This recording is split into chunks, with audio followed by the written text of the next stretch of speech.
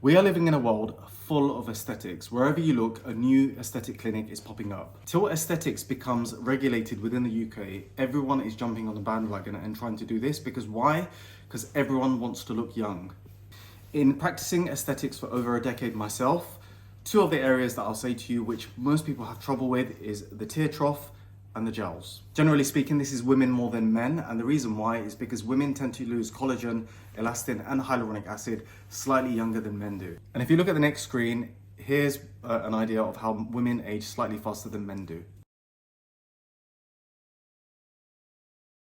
Aging can be affected by many factors, one of those including lifestyle, ethnicity, and even just genetics. Okay, so let's go into a little bit more detail. Let's discuss what I've mentioned, which is the tear trough area and the jowl area in terms of why this happens. As you age or with the aging process, your collagen and elastin, the amount that's being produced in your face begins to reduce.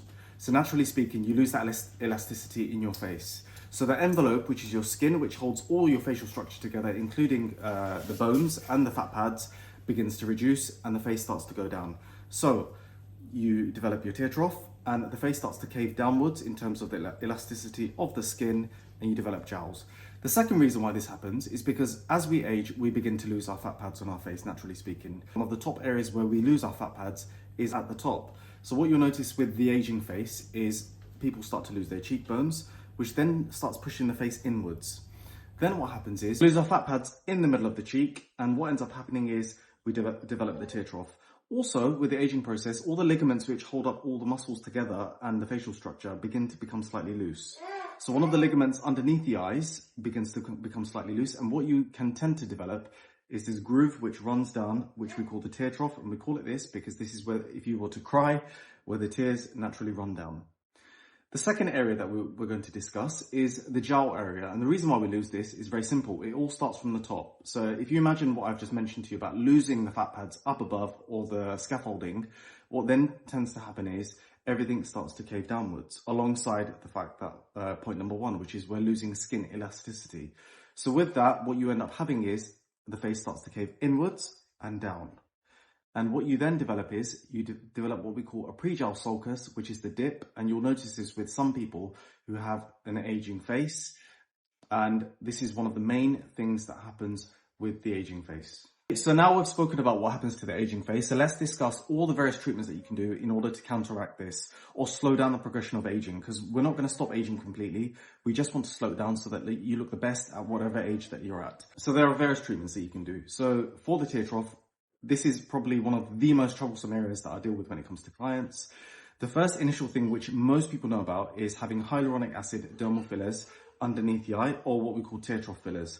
Now this is good, but it can be tricky because it doesn't always suit everybody. And the reason why is because what can tend to happen, as you saw with Kylie Jenner, is you can develop this sausage-like effect underneath the eyes. Hyaluronic acid fillers are hydrophilic, meaning they love water. So if you add too much underneath the eye into the tear trough or the groove, what can happen is when this takes in water and swells up or becomes more hydrated, it can give that sausage effect. So you have to be very, very careful. Me personally speaking, I like the tear trough filler as a treatment, but there are alternatives which are even better than this. For example, biofiller is a treatment which I use for clients, and the reason why is because it's very natural. That's number one. It's not hydrophilic, so you're not going to have that puffed up sausagey look underneath the eyes, where you're going to exacerbate the tear trough and make it worse in the complete opposite direction. And the other reason why is because it has a long-lasting natural effect on the eyes. Now, you're probably asking, what is the biofiller treatment? What we basically do is, everybody's heard of a vampire facial. We take your blood, we spin it in a centrifuge, we extract the plasma. We then have another machine here where we then create filler from your own blood. What we then do with this product is we inject it, similar to dermal filler, directly into the tear trough underneath the eye. What's the benefits of having this done? It's in terms of results, it's not as instant as dermal filler. However, the results with this are long-term. I personally have had biofiller underneath my eye. I found it to be a lot more beneficial in the long run, because what we're doing is we're injecting product which contains our plasma, our growth hormones, and it stimulates stem cell growth underneath the eyes. So you get a long-term effect and you have tightening underneath the eyes. So the other thing that people often mention, which is related to tear trough filler, is the fact that they don't like the way the skin looks underneath the eye alongside the tear trough. One of the treatments that we recommend to do, I've already mentioned PRP, is another one which is related to this, which follows the same procedure and process, which is called PRF. And what this product does is when you put it directly underneath the eye, again, it has a long-term effect. And what it will do is it will brighten the skin, which most people complain about. It will make the eyes look bright. And not just that, it will elevate the tear trough in order for your eyes to look less tired, rejuvenated, and reverse the signs of aging. Okay, so one of the reasons why we recommend to have PRF underneath the eyes as opposed to PRP is PRF is basically fibrin, which is a mesh of your plasma. And what this does is when you put it underneath the eye, it has more of a stable effect, and the mesh actually creates a nice smoothness underneath the eye, which make the eyes look less tired, has more of a supporting structure in the mid-tear trough and in the corner of the tear trough as well. And what this does is when this holds up, it makes the eye look a lot more rejuvenated and it gets rid of the tear trough issue.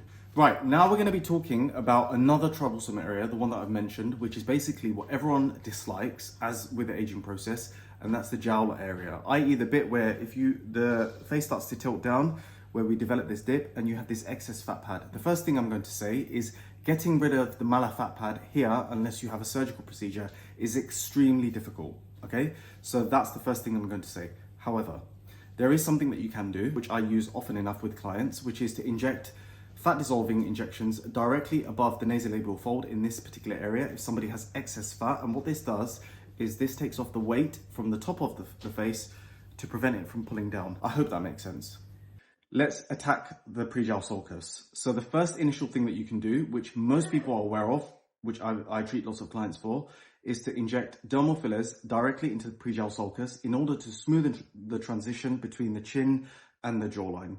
This is good if you have not a very heavy jowl. However, if you have a heavy jowl and you begin to add in this area, what can often happen is you can end up adding more and more and more dermal filler, which is hyaluronic acid, and this then swells up and can create a bigger jaw, which often enough, especially in women, doesn't create a feminine aesthetic effect. Okay, so I'm going to run through quickly all the different treatments that I like to do in order to create a smooth jawline and to get rid of the jowly area.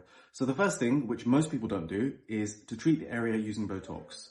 So areas that I use treating with toxin treatments includes the downturned corners of the mouth to elevate or disrupt the muscle that's here that's pulling the mouth down. The second thing that I do is I like to treat the jawline area with Botox in order to get rid of the jowl area. So what we're doing is instead of the muscle pulling down, we're relaxing this muscle, which is what toxins do, in order to elevate this.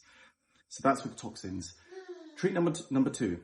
What I tend to do with dermal fillers, which I like treating the jowls with, however, one of the anchor points that I like to treat with dermal fillers is specifically the mandibular angle. And the reason why is because what we're trying to achieve here is to create an anchor point which pulls the jawline back. So what you're doing is you're stretching the area in particular.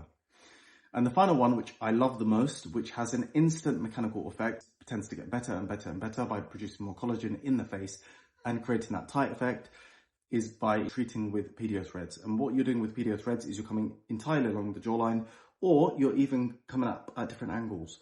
And what you're doing is you're pulling everything backwards.